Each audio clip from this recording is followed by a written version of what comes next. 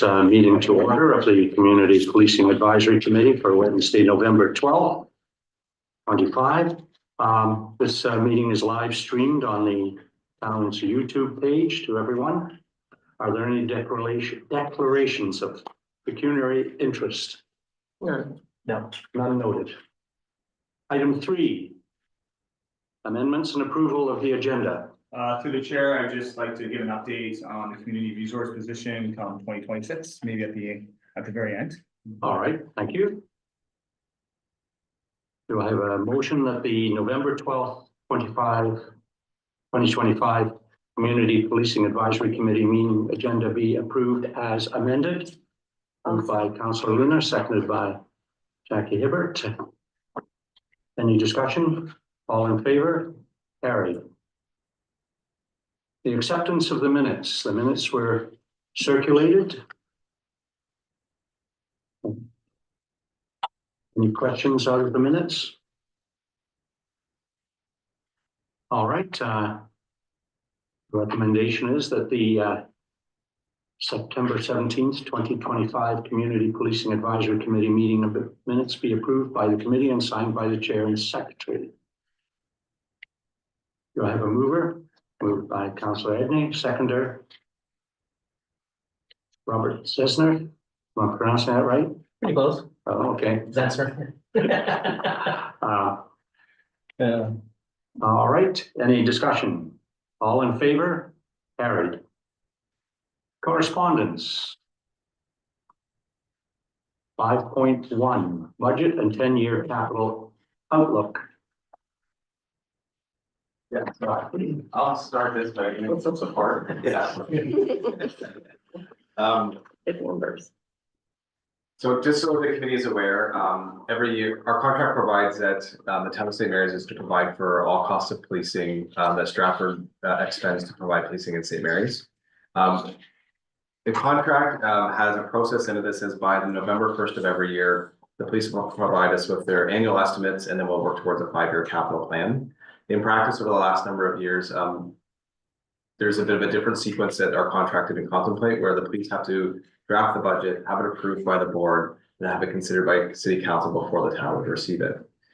This year, things have changed slightly in that the board's already considered it, and the police were comfortable enough giving us a draft budget. So it was really helpful for us because we're able to build this into our own budget with the town. So each year I bring forward the budget to CPAC because CPAC has a delegated authority from council to be the first reviewers of the policing budget. Then you ask any necessary questions of the police around the increases or what's being spent. And then to make a recommendation to council whether council should accept the budget or go through the dispute mechanisms in the budget. So I produced for you the attachment that has been provided by Deputy Chief Taylor. I can't specifically speak to all of the estimates, but I'm hopeful that the chief can. I would just will note, and the chief, I can elaborate more, is 2026 is a higher increase than we've experienced in the past in relation to policing. And I think the primary driver, it comes down to policing wages when you look at the line by line. In addition, our capital plan is now actually extended out to 10 years, which is very helpful for us to start planning. And you'll see some increases in there as well as the police have taken on a contract. And you can see there for body worn cameras and tasers. And so we have a cost share portion of that at $95,000 per year for the next 10 years. So that's now incorporated into the 10-year capital plan along with our regular cruiser replacements and things like that. So I'll leave it there and pass it over to the chief if he wants to speak to any of the specifics on the estimates. Yeah, so as Brent has said, this is an estimate. It has not gone to council. Our budget has not gone to council for final approval. And as I'm sure you're all aware, that final approval is a bottom line number approval. So council does not have the ability legislatively to go line by line through the budget. That's the role of the police service board. We've done that with the board. The board is comfortable with the budget as we've presented it. And now it'll be up to council last week of November, first 2 weeks of December to take a look at the operational and the capital budget. And if they have any issues with the bottom line, then they can send it back to the board for further review. That doesn't mean that it will change. It just means that they want us to sharpen our pencils as best we can to stay within whatever parameters they are looking for as far as a percentage increase for the city budget in total. As Brent said, salaries and benefits are the biggest driver of our budget at 88% of the overall budget being related to salaries and benefits.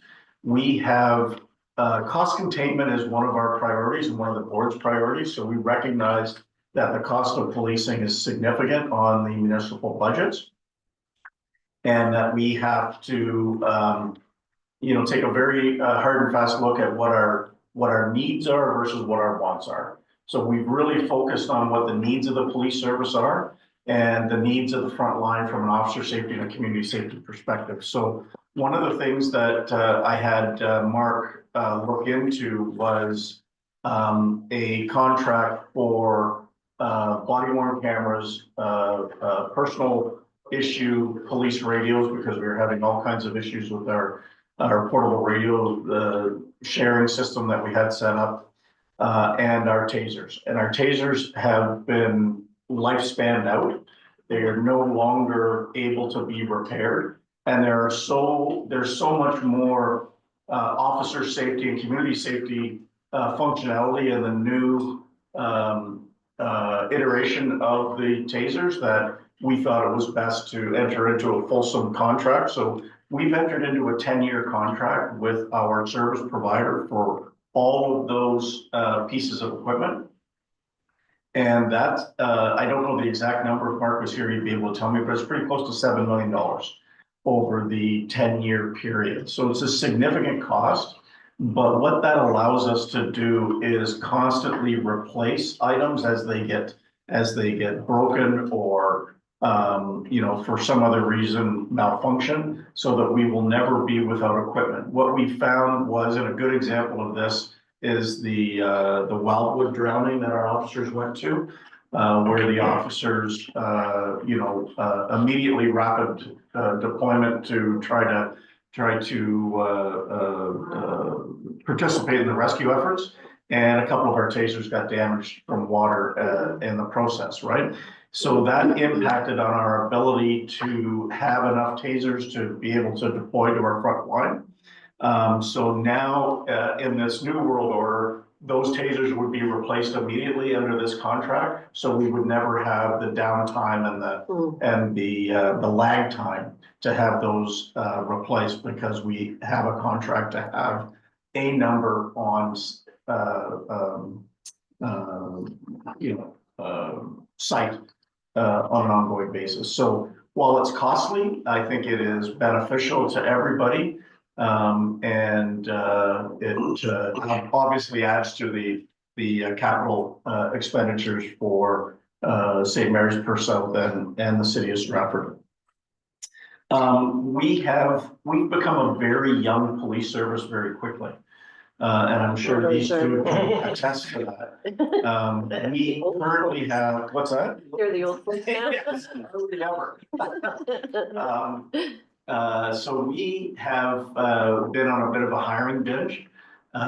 We have hired a bunch of new officers as we've had some retirements and some resignations for people going to other police services, or in some cases other emergency services. We've had one individual of late that has gone to a fire service. So, these things happen, these transitions happen. And as a result, we have an opportunity to hire some very young, talented, well-educated, passionate people to come into the police service. So I'm very happy about the level of individual we've been able to attract to the police service, including some from St. Mary's. So we have two new officers that just recently graduated from college. We have 4 that are currently in college, and we will have at least 1 more in the January class. We've got room for 3, but we still have to identify a couple others if we can. The problem with us is that we are not Toronto or York or Peel or the OPP, right? So we get basically the number of seats that are available after all the Big 12 get their seat allocations at OPC. Sometimes we're able to get 1, 2, or 3, and sometimes we don't get any at all. We were lucky enough to get 3 this time around, and unfortunately, the timing may not allow us to hire 3. So, there's a lot of moving parts to this system, which is not the most efficient sometimes, it's a little frustrating, but we do the best we can do. But having said that, as our police service gets younger, there's a differential between a first-class constable pay and a probationary constable's pay of about $40,000, $50,000, somewhere in there. So it has an impact on our budget when we are hiring a lot of young people who have to go incrementally through the increased class system before they get to first class, which does save some money on the salary side of the budget. So you'll see probably in the reconciliation for 2025's budget that there may be some increased money coming back to the town of St. Mary's through that reconciliation process. I know that we're just finalizing the 24 reconciliation, which I think we still have to have some discussion on. And then we'll see where 25 gets us, and 26 should be the same. So there should be some money that would come back to the municipality for hopefully to recontribute or reallocate to the police budget in future years to offset some of those other increases that are going on. So if there's any specific questions, I'd be happy to address them. And once we have the final budget approved by council, we can obviously, or Brent can bring that back to the CPAC, probably in February, I would think, February, March kind of thing, for final awareness.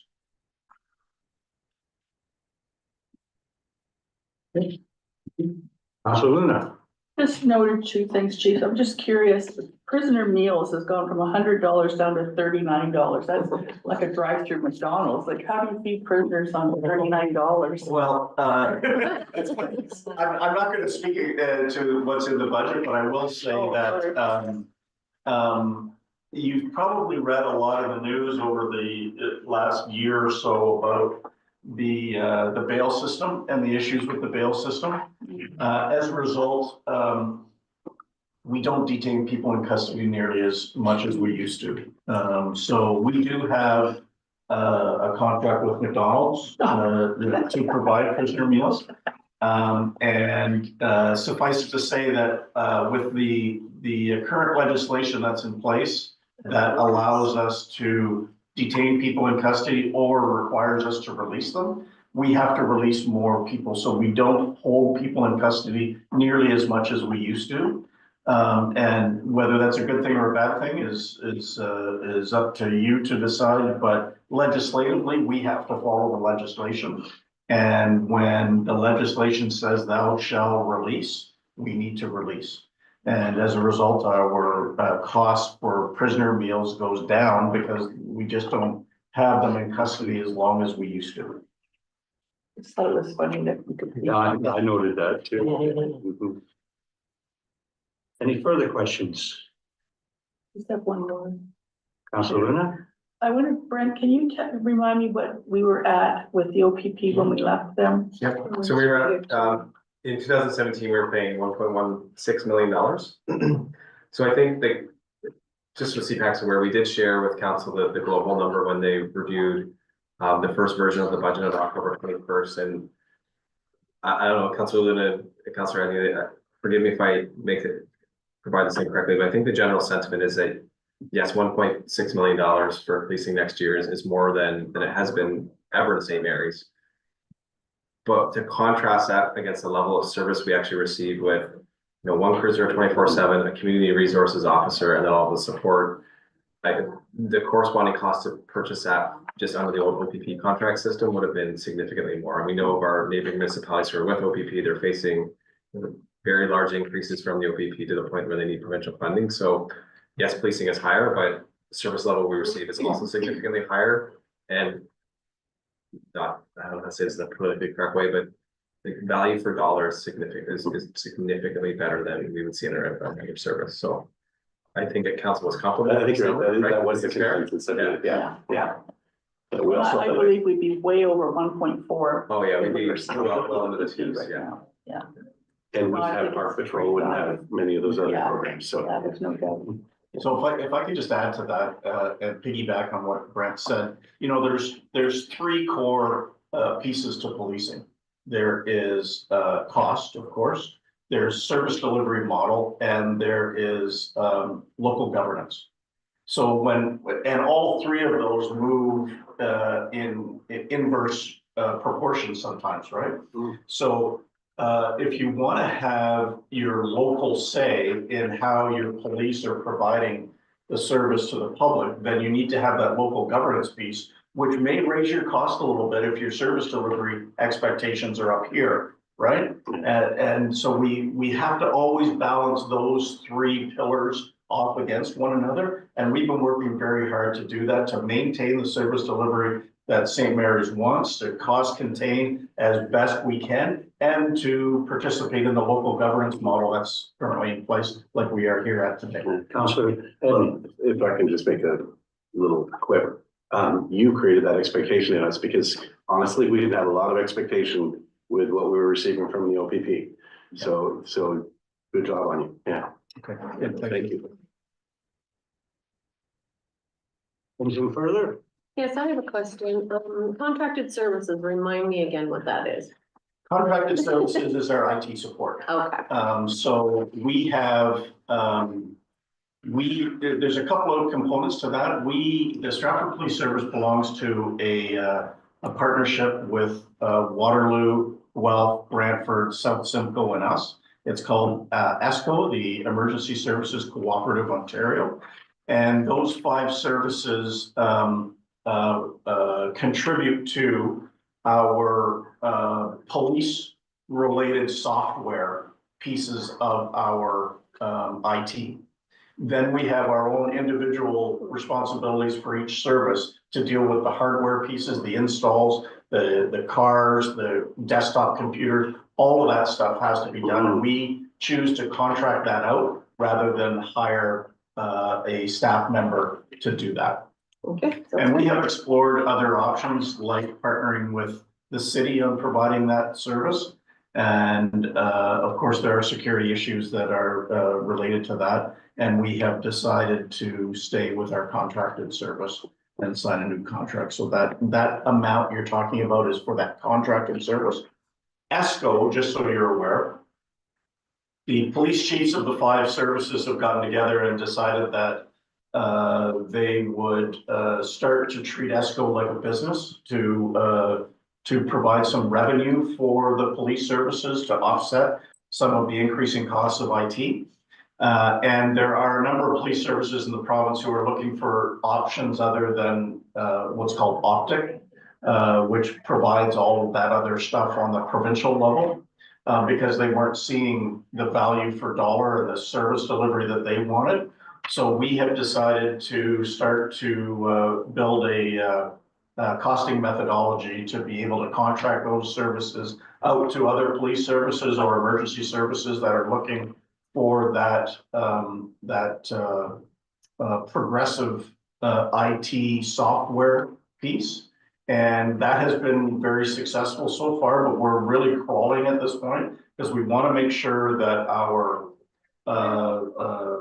funding model or our costing model that's in place is appropriate to provide the service, not bankrupt services along the way, make ESCO attractive and provide some revenue. So there's a number of moving parts, but we're moving in that direction. Our first 2 clients are a fire service in Kitchener and the police service in LaSalle. So those are the 2 services that are our guinea pigs, if you will. And we are currently working with them on a costing structure. And once we have that in place, there's a number of other services that have knocked on the door to see what we can provide. It's interesting what's going out to other emergency services. Yeah, there's a real opportunity there. the other thing I will mention is that we go live with our next generation 911 dispatch system today. So that should be starting at 10 o'clock this morning, and the ESCO that's all part and parcel of ESCO in that partnership. So there will be a number of Waterloo, police, IT professionals that are in our, main headquarters today, making sure that transition goes off, without a hitch, and that the public doesn't notice any issues at all. Thank you. I noticed in the capital, we're going in 2030 at drone upgrades. You operate a drone at the moment? We do. We've had some reprioritization of the 10-year capital plan. We currently have one small drone that we have sort of tested in the drone market. And the province has been supporting piloting what's called a drone first responder program. If you get a chance to go on YouTube at some point and just search drone first responder program, you'll see a number of police services in the States that have been utilizing the drone first responder program. And in a nutshell, what that is a number of drones that are strategically positioned throughout your policing jurisdiction. And when there's a call for service, there's an operator in the headquarters that would activate the closest drone. That drone would respond to the call. That drone, through voice and video, can interact with the victim if there's a victim, or at least give a police officer an eye on what is happening. The average response time to a call for service in the US police services that are using the program is 93 seconds. So in 93 seconds, they have a drone on the scene and they're collecting information and evidence, they have attributed a number of successful outcomes to calls for service and decreased workload on officers when they can handle a call strictly through the drone and not have to deploy a member because it's a low priority call. What's reported as higher priority becomes a low priority call. So what the Stratford Police Service Board has, they're very interested in this program. Right now, Durham and Toronto are piloting it on behalf of the province. Peel has decided that they're going whole hog without the pilot. They have already implemented. And so the board has said any new drones that we're purchasing should be compatible with the drone first responder program. So we have just purchased a new drone, and that new drone is compatible with the program. It is much more functional, including having forward-looking infrared technology, which we didn't have with our previous small drone. Our drone, there are so many uses for a drone, and from an officer safety, community safety, even when we're dealing with encampments. To fly a drone over an encampment to see exactly what we're dealing with before we deploy anybody in there to talk to people. It's always, the more information we can have, the safer we can deal with things. Thank you. Any further questions on the budget? All right, I'm looking for a motion that the information regarding the 2026 policing budget and 10-year capital outlay be received, and that the Community Policing Advisory Committee recommends to council that council approve the 2026 Stratford Police operating and capital budget for St. Mary's. Moved by Councillor Luna, seconded by Becky Hibbert. Any further discussion? All in favor? Carried. Crime Stoppers report. Sorry, I have a question. So there's still some amendments to that budget yet to come. Potentially. So should the wording of the motion maybe perhaps then be slightly different? Or does it matter? Yeah, it probably doesn't matter because we base the budget based on estimates you have today. By the time we have the final budget, our budget should be deemed adopted by council, so we wouldn't make any mere adjustment, we would just incur costs of our difference. Okay, thank you. Crime Stoppers report. Yes, thank you, Chair. You have before you the Crime Stoppers report. It looks like to the end of August. It looks like the run date is the 3rd of September. So that's why you'll see zeros for September and October. For August, there were 13 tips received and 32 follow-ups, which means that over the course of the year, there's ongoing follow-ups that take place for tips beyond just the ones that came in August. You'll see a bunch of zeros for the rest of the columns there. On the second page, you'll see the quarterly reports. And so you'll see that year to date, we've had 114 tips that have come into the Huron-Perth Crime Stoppers, and 98 of those tips have been provided with investigative follow-up. As a result, there's been 9 arrests, 1 case cleared. It doesn't look like there are any charges that have been laid. 4 weapons that have been recovered year to date, 3,200 in property, 15 cash, 1,000 in drug seizures for a total of $5,700. On page 3 of the report, you'll see the tip summary and I usually do the top 3. So the top one so far this year has been drugs. I'm just making, actually, that's for the month of August, is drugs. And mischief is at 4, and other or unknown is at 6 or 9, whatever those happen to be.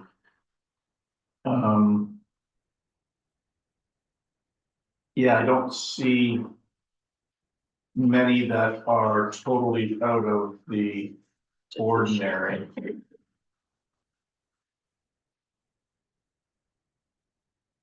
Yeah. I'm not sure we've seen, oh, that's actually. So we, as I've spoken to before, we have, the Stratford Police Service has assumed coordination of the Crime Stoppers program for the next few years. And we've been looking at the reporting. Clearly, there's still some work we need to do on the reporting to make sure that you're getting exactly what you need and you're not inundated with zeros. And it's more timely, and that's all my fault. I noticed there was one for arson. That's kind of a serious crime. It is very serious. I don't know specifically what that one was for, but I do know that there was an arson cleared in Huron County. Yes, it's OPP. Yeah, so I think that was probably the one. Yeah. Yeah. So and you know that leads to another question around the stats, right? If that tip was related to that charge being laid, then we should have a charge laid as well, right, for that arson. So we have to, you know, make sure our stats are accurate. Thank you. Can I have a motion that the Crime Stoppers report be received for August? Robert Zessner. Moved by and seconded by Councillor Edmund. Any discussion? All in favor? Carried. Monthly statistics. Yeah, thank you, Chair. On the first page, you'll see our current statistics. So for the current month, which is September that we're dealing with, there were 181 calls for service, up a little bit from August, down a little bit from last September. 12 e-tickets, 13 warnings, a couple of Part 3 summonses, and a total of 42 charges laid, which comparatively speaking from September 2024 is up significantly. You'll see our mental health calls, 15 in September, which is significant. Much more than, you know, 3 times as many as in August, and another, you know, 50% more than last September. And on a year-to-date basis, we have already had 72 by September, and 85 for the total year of 2024. So our mental health calls for service are going up. There were 8 domestic related occurrences in September of 2025, with 1 that led to a charge. Again, on the year to date versus the previous year, our charges are significantly higher this year than they were last, with 15 domestic related charges laid so far this year and 10 the previous year. And of course, we do have a provincial mandatory charge process in place where when officers are responding to domestic calls, if there's reasonable and probable grounds to lay a charge, they shall lay a charge. And that could be contributing to that number as well. Violent crime on the next page, you'll see that we've had 1 assault for the month is the only violent crime listed. Although, well, not although, a good news story. Last year, there were 25 assaults as compared to 8 assaults this year. So that is a significant downward trend, which is a good news story. Property crime, no auto thefts, no break and enters, couple of frauds, couple of mischiefs, couple of shoplifting, no theft from motor vehicles, no theft over 5,000, and 2 theft under 5,000. And you'll see the comparative numbers in the right-hand 2 columns for 25 and 24.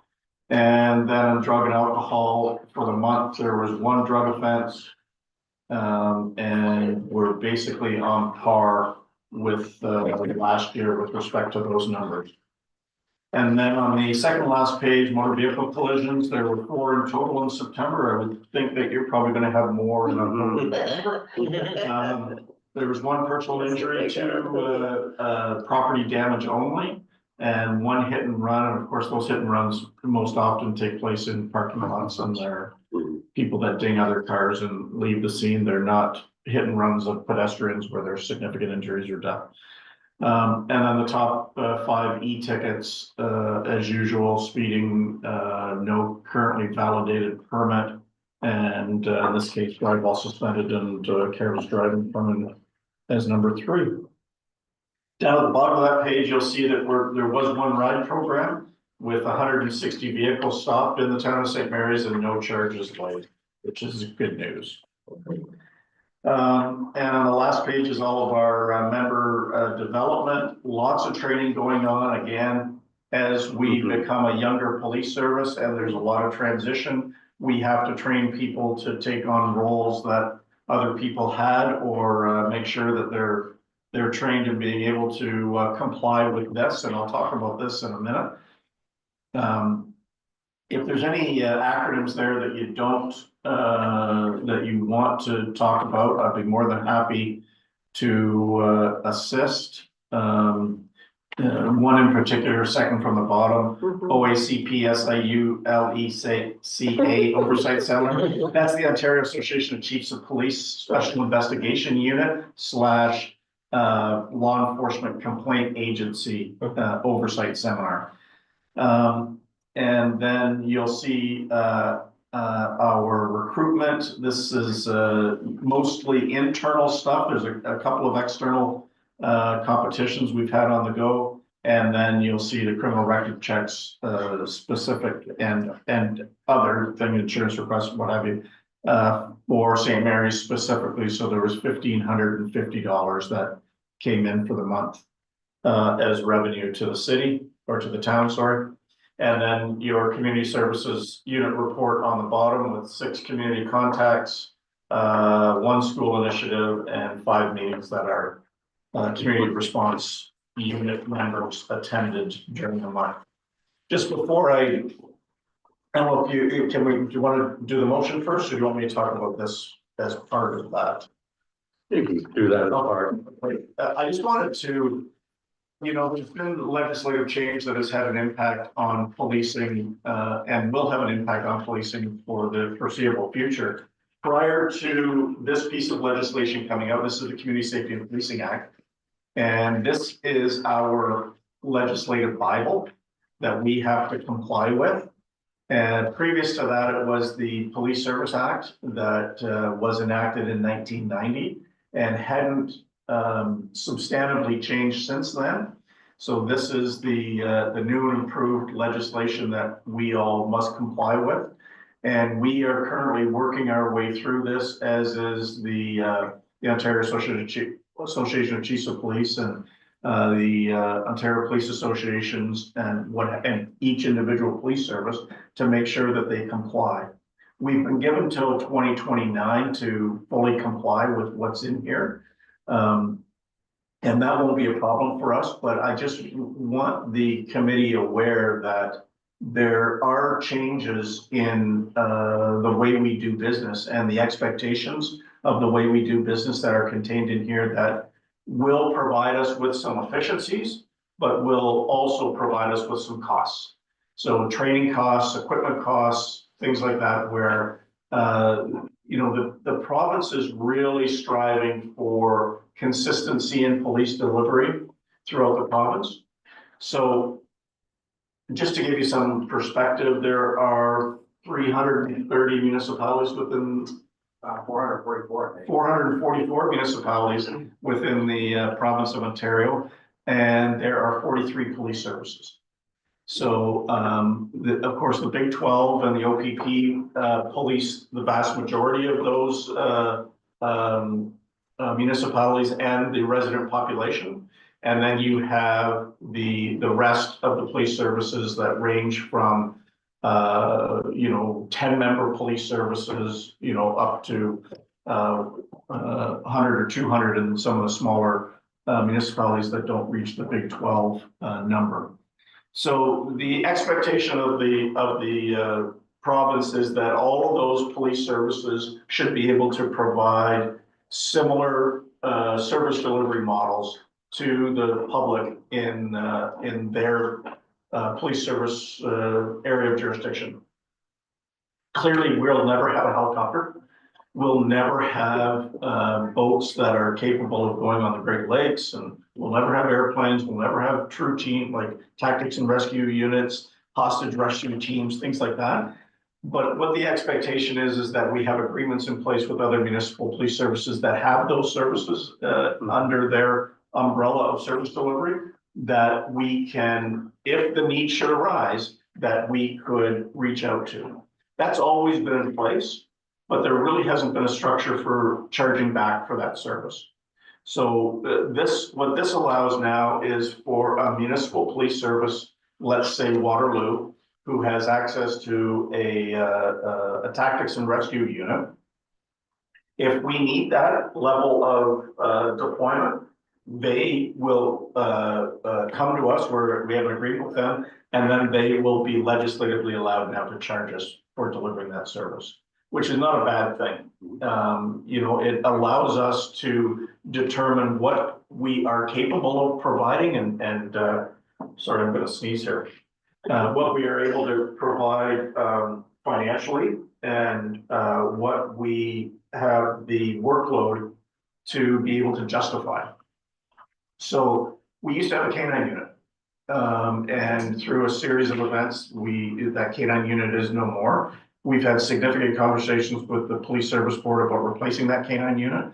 And the decision of the board was that given the workload, given the cost, given the training requirements, they would rather enter into agreements with neighboring police services to provide that on an as-needed basis, on a chargeback basis. And they would rather focus their attention on the drone program. You know, so these are the types of strategic decisions that need to be made to determine where we're going to invest our very limited, finite tax dollars and where we can get the most bang for the buck for the community. So these types of things and conversations are happening all the time. And this is the guiding document that allows us to say, if you're not going to have a K9 program, how are you going to deliver that level of safety and support to your community? It has to be through an agreement and a fee-for-service type arrangement that comes into play. So we're in the process of reviewing all of our service delivery to make sure that we can live up to the expectations and provide St. Mary's, Perth South, and Stratford with the service delivery that you need. and that we're not, investing money in services that, quite frankly, are one-offs. So, you know, it's been made very clear to me and the board that, frontline visibility should be a priority. We need officers visible on the streets, responding to calls for service, giving people the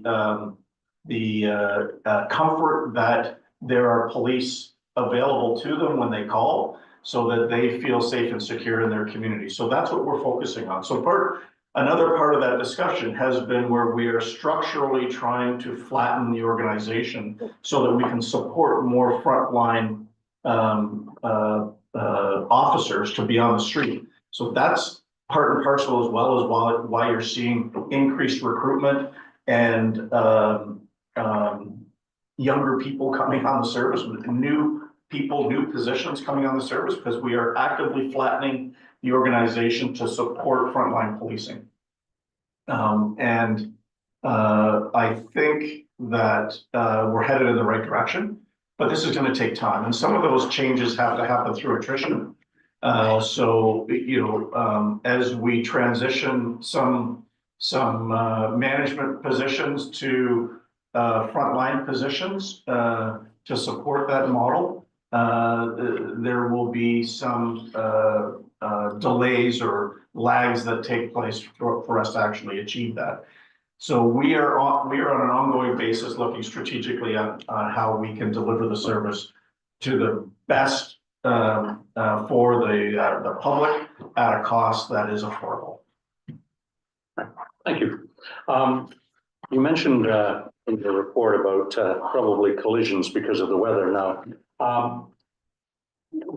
when does the police decide that the roads are dangerous and need to call out our public works?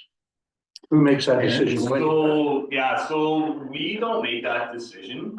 I will say, commuting from Stratford to St. Mary's, your roads in St. Way Mary's, better. I'm gonna be Always have been. taking some flack for this. No. Are much better taken care of in St. Mary's than they are in the town of St. Mary's than they are in Stratford. I would say the Public Works Department, I think they start around 3 o'clock in the morning. Your Public Works Department is on top of things very quickly. So I would have no concerns for the way your roads are taken care of. Even like I said, simply coming from Stratford to St. Mary's and being a resident of Stratford, I'd rather be here in the winter time for road maintenance than Stratford. So There was a bit of chirping yesterday morning about the roads. well, I think too, when you get into this, I'm gonna call it kind of the shoulder season, people don't have their winter tires on yet. Yeah. They're not used to winter driving, right? We all know winter driving is totally different than summer driving, right? You have to be a little bit more patient. You have to leave for work 15 minutes early or stuff like that. And people aren't in that mindset right now. Yeah, because it's very early, right? It's November the 11th, right? I think 2 years ago, it was like still about 15 degrees this time of year, right? So I think it falls back more on the actual operator of the motor vehicle. To take that extra time, care, and be prepared for the winter months. So a lot of insurance policies, if you get the winter tire reduction, it says November 1st is when your snow tires are supposed to be on. So again, it comes back to the drivers, I would say. Now, I can echo your comments about the roads in town. I used to work in an industry just outside of town here, and there were people coming from almost Grand Bend, Mitchell, Stratford, London, and so on. And they would say about how good the roads actually were. And why is that? I said, because we've got hills, we need to. Yeah, your Public Works Department is, and I've said this before years past too, your Public Works Department takes fabulous care of your roadways and sidewalks here in the town of St. Paul. So if I could just add to that, Chair, we have been working with the roads departments in Perth and Huron County and Stratford St. Mary's on a emergency road closure notification process. So that everybody is aware that if we are in a situation at 2 o'clock in the morning where we see that there's been a significant weather change and, you know, black ice or snow or whatever, that we do put out those emergency notifications so that go to all of the the contacts, the supervisors within the roads departments, and they can start activating their resources to address the issue so that we don't have significant concerns about traffic safety. All right, thank you. You had a question, did you? No, I'm up next. I'm gonna save mine. Oh, okay. Next, yeah. I have a question. Yeah. Councilor Lunar? With regard to motor vehicle collision, does the officer on scene, decide on his own the level of the infraction, or is that set somehow? Like as far as demerit points and fine and all that? Yeah, so How does that work? demerit points are set, and the demerit points are set by the province. And they're administered through the MTO, and they are based on the conviction of an infraction that's laid by an officer. An officer has discretion on the scene as to what infraction they're going to lay. The direction from the provincial prosecutors is that we lay the most appropriate charge. So if the most appropriate charge is a careless driving, then that's what should be laid. If the most appropriate charge is fail to drive in marked lane, then that's the charge that should be laid. It's only upon conviction that the demerit points are registered. So if you're charged at a traffic collision and you contest the charge, then there will be no points assessed until you're actually convicted. Same as if you pay the ticket. If you're issued a ticket, you pay the ticket. Upon the time that you pay the ticket, that's when the demerit points are assessed. And, there used to be this belief that you lose demerit points, you actually gain them. So you go from 0 to, I think 9 or 11 is an automatic interview, depending on how many years you've been driving. For any of us, it would be an automatic interview. At 15, it's an automatic suspension. And it's a 2-year period, I believe, still 2-year period. So if you're convicted today, 2 years and a day from today, those demerit points would be given back to you. Never understood how that worked. but- Insurance companies may be different though. Yeah, Yes, Insurance definitely. companies are total They're different definitely entity. Yeah. I heard some insurance companies are up to 5 years, but again, that depends on your insurance company they're on. Yeah. All right. They are available online. If you look up demerit points, you'll see everything. Okay. Yeah, the highest demerit point is failing to stop for a school bus. When it's got its red lights and stop sign out, and I think those are 7 if I'm not mistaken. All right, we have a recommendation. 6, is it? I thought it was. Same with Fairworth. Yeah, okay.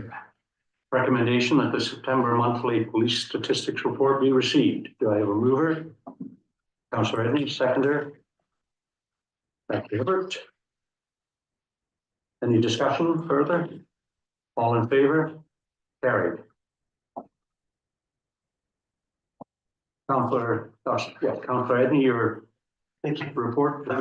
I'll start with why I put my hand up a little earlier, because I realized when I saw the acronym LECA, that around this table, I mean, apart from the people who've been involved in it, probably have no idea what LECA is. So, and I only know because I go to the Stratford ones and that's where it's reported. So if there's a complaint against an officer, it is investigated internally first. And then the results are brought to that person. And if that person decides to continue, then it's taken to LECA. LECA is the board. Well, I just want to clarify. Yeah. Because the Law Enforcement Complaints Agency, LECA, they investigate all public complaints against police. So if there is a member of the public who wants to complain about a police officer, they go to LECA. It can't come to us. It can come to us, but we have to refer it to LECA. Okay. We have an opportunity to attempt to resolve it if it's resolved. Right, okay. But if it's not, it has to go to LECA. And LECA decides how it will be investigated, whether it's going to be investigated by the police service of jurisdiction, or whether it's going to be investigated by an outside police service, or whether it's going to be retained by LECA for them to assign investigators to investigate. That's very rare in this system. It's more often, we have about, on average, about 20 public complaints per year that come in. And the vast majority, if not all of those, are investigated internally. We have one currently that's being investigated by an outside agency, simply because of some conflict of interest that was in play. So they thought it best to be investigated by somebody outside, so. Thank you. Much more comprehensive than I would have. And we can certainly report that to you. We're not legislatively required to report it to you. I am legislatively required to report it to the board. Right. And I'm legislatively required to publish it in our annual report. Mhm. If you want me to, report the complaints, I can't really, delineate between Stratford and St. Mary's. Yeah, Because it would become, if we had one in St. Mary's and I was reporting on that, it wouldn't be difficult for members of the public to figure out which one that is, and then you're identifying people, Yeah. right? Which I don't want to do, because that is, it's difficult for people to, or most people, to complain about the police. Some people do it far too often, but for most people, it's very difficult, and you don't want to compromise that through any kind of breach of confidentiality that they may feel that they want to maintain, which I get. Yeah. So if the committee would like to see numbers, I can certainly provide that, maybe even a year-end report if that's what you wanted, but. all right. Thank you. Did we want to discuss that? Do we want? Do we want to get that on our, I don't know that it's necessary. I personally just think a lot of them are unsubstantiated and just Mhm. personal Yeah. gripes, and Yes, absolutely. I'm not interested in. That is the overall vibe you get from it, yeah. It's absolutely right. I think out of the Yeah. 20 that we had last year, there were 2 that were substantiated. One of those that was substantiated was resolved informally through a mediation process. And one was a service complaint where we changed some processes internally to make sure they didn't happen again. Yeah. So it's not like our officers are out there, contravening this with their conduct by any stretch. That's not the case by any stretch. Lots of allegations of that, but the reality is that in 99% of the cases, they had the lawful authority to do what they did. It's just that people don't understand what the law says a police officer can do. It's pretty easy to gather as you sit at the table in Stratford, that, I hate saying this out loud, but kind of a considered the source sort of Yes. issue. You don't find 100%. the upstanding citizen complaining. Yeah. That, yeah, so, and you're right, like, I think 99% of the time, I'm like, this, we investigated, so I just thought that was an important thing to bring forward, because it's, because we hear it all the time, so. And some people just want to be heard, right? Yeah, And you said that, once- yeah. Once they're heard by somebody other than the officer that was involved, Mhm. that really diminishes their anger and anxiety and concern about. That's excellent, because that actually leads me right into the next thing that I wanted to say is that, after having met McGregor a few years back and just seeing the changes in policing, and it amazes me the amount of empathy and bringing social services into the, and the understanding that police now have of what we used to call the criminal element, which is no longer the criminal element. We have a better understanding that a lot of these people see a need to do the things that they do. And so understanding them better. But I found this, the facility dog, I found this just fascinating to listen to. And I've asked the chief if he could expand on it for our sake here. I'm sorry if anyone is planning to get it by 10, but I thought this was just incredible to bring into policing. So I met her, she's lovely. you better. Yeah. So, I always call her Rachel Crawford, but that's not her married name. Oh, I right. just know it's Rachel. Yeah. Anyway, so Rachel and I first met, about 10 or 12 years ago at a human trafficking Right. seminar in London. Yeah. And at that point, Rachel had a brand new facility dog. She was just starting a program through the London Court Services, where the dog was being trained to assist, usually child, but victims of sexual assault. And that program exploded. And unfortunately, the dog that she had became ill as a result of that and could no longer handle the stress and anxiety of, the dog's still alive, the dog's still Rachel's pet, but could no longer function the same, because like Yeah. the rest of us, they're living beings, Internalized right? it, Yeah, that's right. yeah. So, Rachel actually applied for the Stratford Police. When I first met her, I was with the OPP. And Rachel applied for the Stratford Police a couple of years ago as an auxiliary. And, our auxiliary program, because of a number of issues, sort of went on hiatus, COVID related stuff. And, I called her, not knowing who she was. I didn't remember her. But she came into this, into my office with her previous dog. And I looked at the dog and, I can't even remember the dog's name off the top of my head. Dusty. No, the other one. Oh, her original one. Meryl, and a very, odd name for a dog, right? So, she said, I want you to meet my dog Meryl. And I looked at Meryl and I thought about the name and I said, we've met before. So we talked about it and she said, yeah, I remember that. Neither of us would have remembered it without Meryl. And I said, my apologies, Rachel. I don't remember you at all, but I remember Meryl. And she said, that's okay, because that's everybody remembers Meryl and nobody remembers me. So then we started talking about her, bringing in a facility dog for Stratford, and we started that discussion.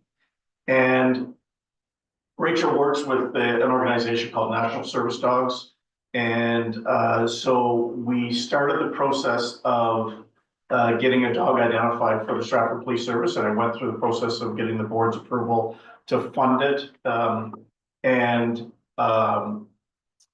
We anticipated getting on the list and having a dog by the fall of 2026. Because it takes about 18 months to train a dog, and they have to identify the dog for a recipient and train them specifically for the need. And then through a series of very fortunate events, Dusty became available because things didn't work out with its intended recipient. So it came back into the fold with National Service Dogs, and we had a need. So they said, let's see if there's a fit.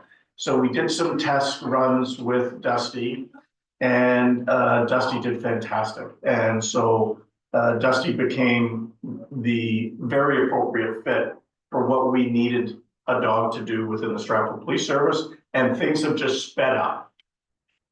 So, just so you're aware, the bulk of the charges in relation to the selection and purchase of the dog and the training of the dog are borne by National Service Dogs and Wounded Warriors. So we don't pay for any of that. We pay solely for some of the equipment that the dog requires and its ongoing care. So it's approximately $5,000 a year to provide the dog. And I think that we would all agree that the return on investment is significant.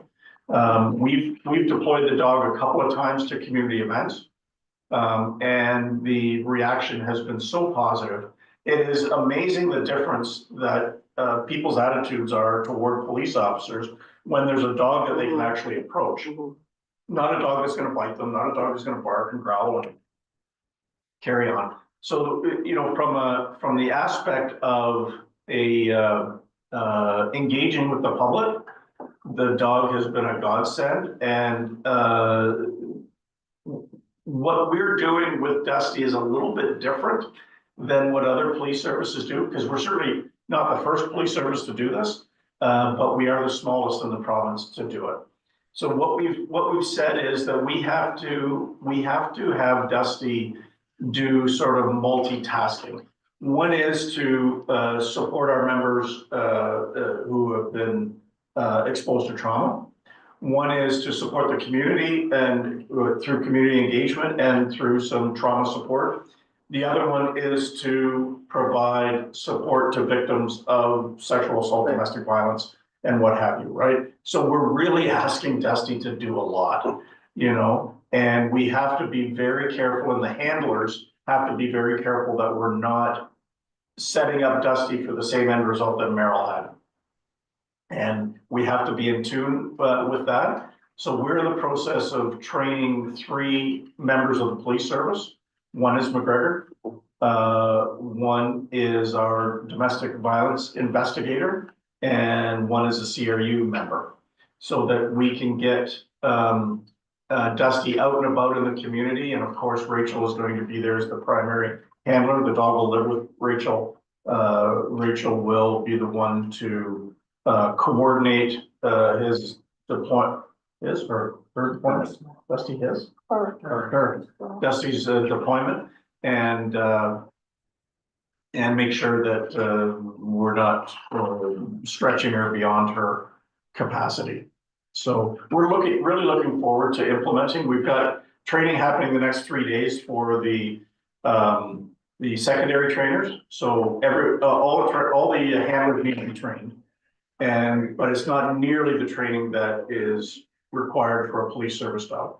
So that after those 3 days of training, we should be in a position to be able to start scheduling and deploying the dog out into the community and internally for our investigative purposes and support purposes. So, you know, I think it's a great news story. Yeah, it is. It really would be. Most service dogs, you're not supposed to touch them. Can you touch Dusty? Yes. I think it's important. Yes, Yeah. under direction of the handler, of course, you know, because there are, you know, again, you don't want the dog to be overstimulated in certain circumstances, right? But yes, you can pet the dog. And most people, we had an event at the rec center in Stratford where all the grade 10s were from the high schools were brought in to do kind of a job fair, but more an exposure to what people in the community do and offer, organizations offer. And just about every kid that came up to the dog, first and foremost said, "Can I pet the dog?" So I think kids are aware now that they just don't approach a dog and run up to it. You know, kids are taught at a very young age to ask the owner first before they reach out. Not all. But, we had so much engagement with that age group that we wouldn't have. Grade 10s, particularly males, are not going to walk up to you for a police officer. I was there all day. They're not going to walk up and talk to you, right? But they talk to the dog and it opens the door to conversation. All of a sudden, there's, you know, relationships that are ignited, right? So. And that was the piece that really got me, was that there's a dog in the room, everyone is more comfortable. Yeah. The officer, the victim, or Yeah. the criminal or whatever, everyone's more comfortable. Yeah. With a Those dog. of us with allergies. What's that? Except those of us with allergies. Yes, exactly. And I'm not going to tell Dusty that you assumed their pronouns. Yeah. So just one quick story that Rachel tells, and I think it's amazing. But this was with Meryl. She was working primarily with the London Police Service at the time, and they were interviewing a child victim of sexual assault. And they had Meryl in the room, and this child was not disclosing anything, right? Was sitting on the floor, you know, not wanting to talk. And so the investigators left the room and left Meryl in the room. Of course, everything's video and audio tape. And she disclosed everything to the dog. Absolutely every detail of what she had experienced around that criminal offense to that dog. And it was all on video. Best evidence ever, So right? useful in court. Yeah, so it's these types of things that you don't think about. But when they happen, you sort of have aha moments and go, oh my God, this is amazing. Yeah. I So, read about the rescue dogs during 911, they had to, 9/11 rather, they had to start covering live people and letting the dogs rescue them because the dogs were becoming depressed because all they were finding were dead people. So the dogs, their mental health of the dogs is really, really important, 100%. really important. 100%. They are emotional beings, right? You know, I don't know how many of you own a dog, but I own a lab. And that dog is the most emotionally sensitive dog Now, it's got a bit of anxiety, but it's in tune with your feelings, right? When you're happy, the dog's happy. When you're sad, the dog's sad. They're to comfort you, right? When you're mad, the dog understands you're mad. Keep your distance. So they really do take on the mental stress that everybody else is under. So we have to be alive to that. Anything further? Yes, I will. So this is just September. I can make it pretty brief because there wasn't much of a difference between the September meeting. There is a 5-year trend of increase in retail theft. And I think that pretty much goes hand in hand with the economy. So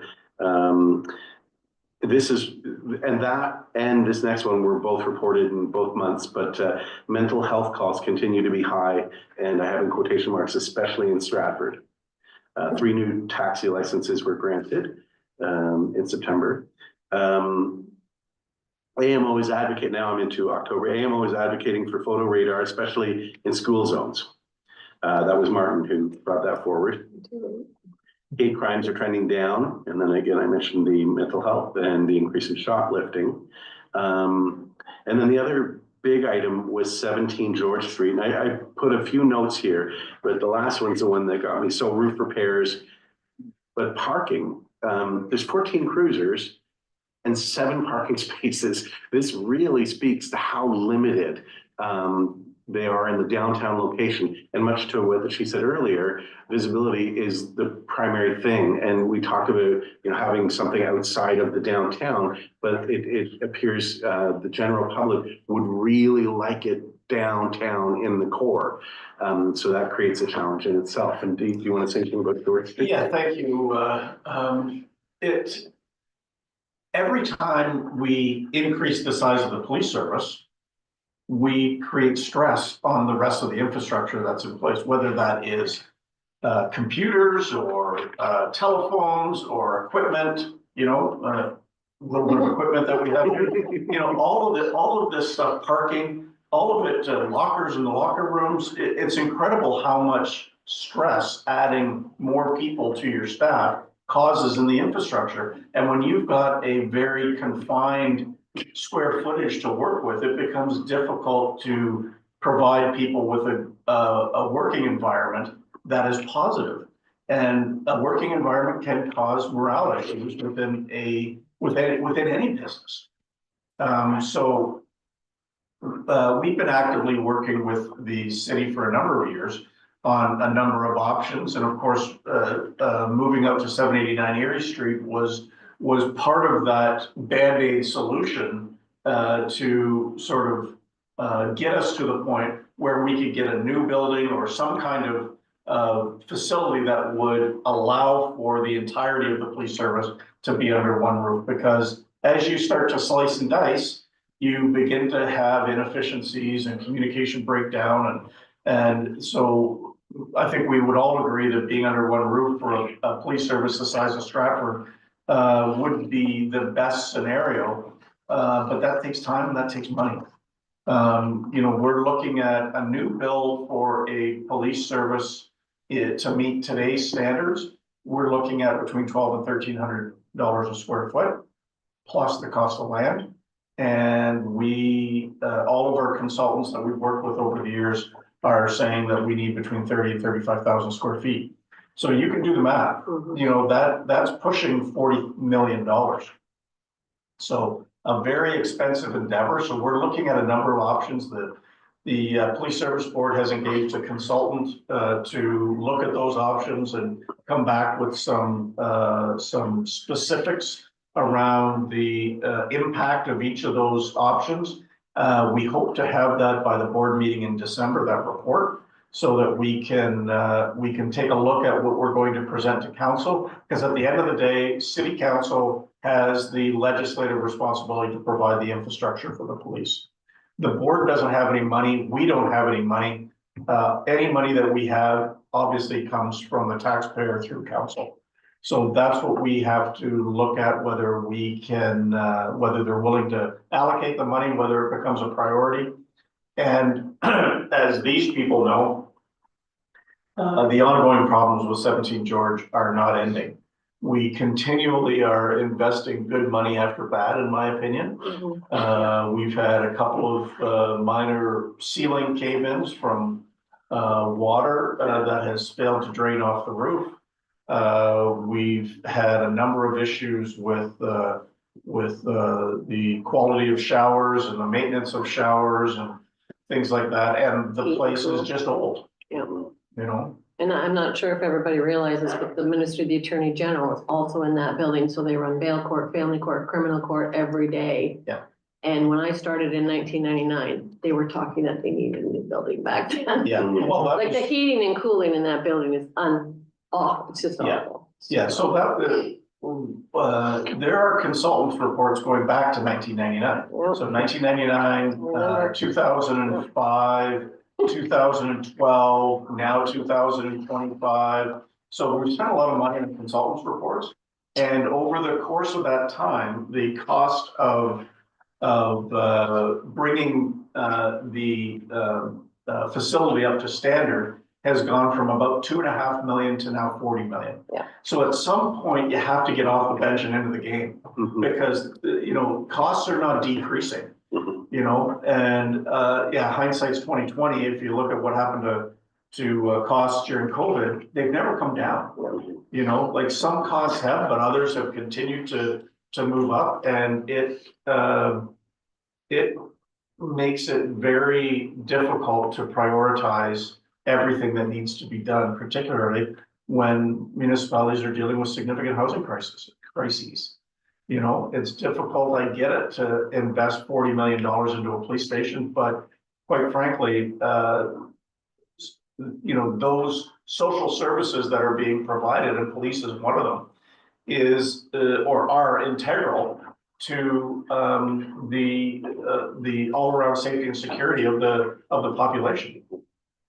We have to start investing some money in the infrastructure. And as I've said to council on a number of occasions, when you look at municipalities across the province who are investing in their infrastructure, it promotes the city as a place where the council believes in it, the people believe in it, and businesses come, and then your tax base increases as a result. So you at some point you have to make the decision to make that investment to attract more investment, private investment.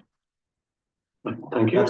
I'll get off my. No, it actually, great. That's interesting because you closed exactly how I wanted to close. Is that having served many terms with council, we're aware that costs don't stay the same, and they certainly don't go down, and they are exponential. So, yeah, it's something that kind of has to be done. But I do feel like a lot of Stratford council are starting to understand that, and the fact that 1999 was, when you started talking about it, and the fact that every time I go to Stratford, there is another mention of something at that building that is being repaired.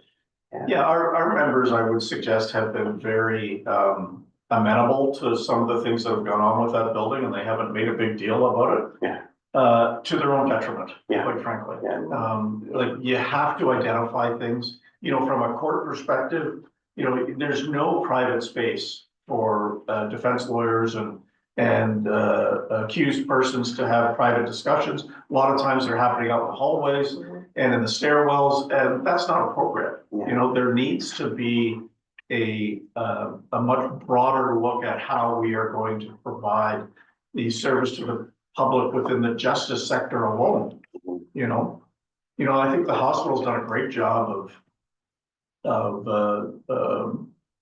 keeping up with the advancements in technology and medicine and the aging population, and being able to deal with them. I'm not so sure that the justice sector has done, well, I know the justice sector has not kept up. And we need to think a little bit differently about how we're providing that service. It's a great point. The Hospital Foundation in Stratford is incredibly active. Yeah. Yeah.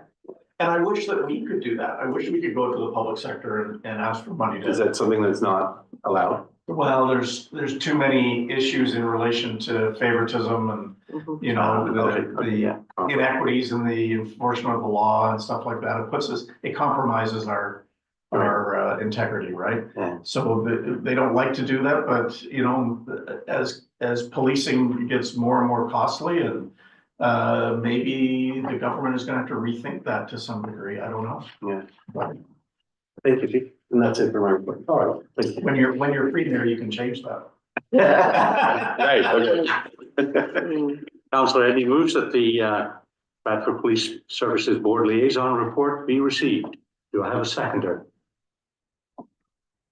Got that? All right, great. Item 6.4.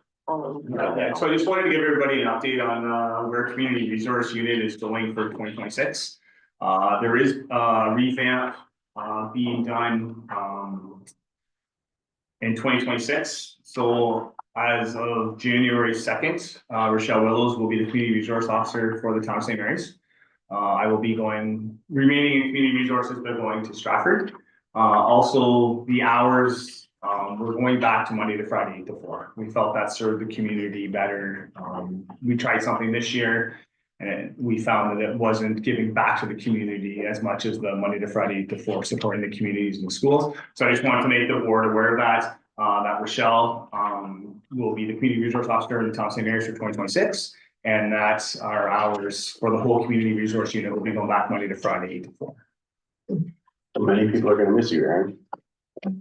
I'll still be around. She'll be the new face of St. Mary's, so. All right, thank you. Upcoming meetings for 2026, February 18th, May 20th, September 16th, and no other meeting after that, probably because of an election. Mhm. All right. You know, You wanna ask me something? All right. All right, I need a mover and a seconder that this meeting of the Community Policing Advisory Committee be adjourned at 10:17.